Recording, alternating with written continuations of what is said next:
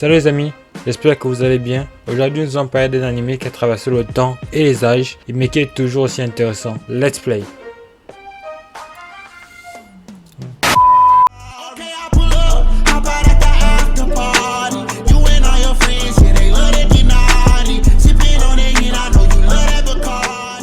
Sorti dans les années 95-96, Seiki Evangelion ou encore Neo Genesis Evangelion est un anime de genre drame, action, mecha, psychologie, science-fiction, shonen.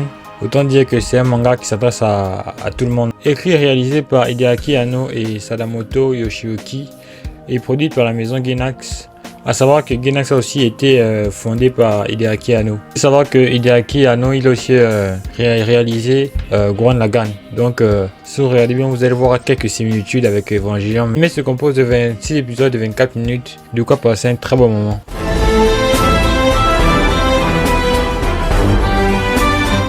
En 2000, une gigantesque explosion se produit en Antarctique.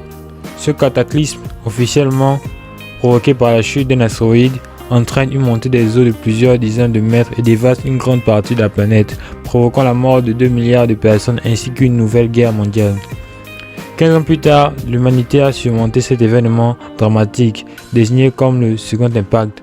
Mais de mystérieuses créatures géantes, les anges, font leur apparition et tentent de détruire Tokyo 3, la nouvelle capitale forteresse du Japon. Pour les combattre, l'organisation secrète NERV a mis au point les Évangélions, ou EVA, des géants humanoïdes d'apparence mécanique, avec à leur bord de jeunes adolescents qui vont combattre les anges et ainsi tenter de sauver l'humanité.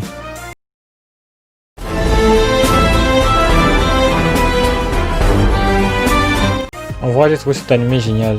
Et pour commencer, l'histoire est intéressante et la manière dont on nous la raconte est tout aussi passionnant que percutant. On plonge dans l'anime dès le premier épisode, abordant des thèmes comme le suicide et la dépression, ce qui n'est pas à la portée de la plupart des animés. Et c'est ce qui fait aussi la rareté de l'Évangile, parce qu'il n'y a pas beaucoup d'animés qui parlent de ces thèmes-là avec une telle profondeur. Et c'est pour ça aussi que pour comprendre, il faut vraiment... c'est facile, mais il y a quelques trucs qu'on ne capte pas tellement. Il est captivé par le personnage principal, Shinji Ikari, par sa manière de penser, par ses actions, par son histoire aussi, et par les actions qu'il va poser tout au long de l'anime. C'est aussi ce qui fait aussi la force d'Evangelion, des personnages. Si vous avez du temps devant vous, si vous avez envie de regarder un bon anime en VF, intéressant, passionnant et unique, en vrai, cet anime, ça change la manière de penser des gens parce que c'est vraiment un excellent manga. Il y a aussi d'autres mangas similaires que je peux aussi vous conseiller, comme Code Geass, Darling in France et aussi Gurren Lagann que j'ai parlé précédemment. Vraiment, ce sont des animés vraiment intéressants.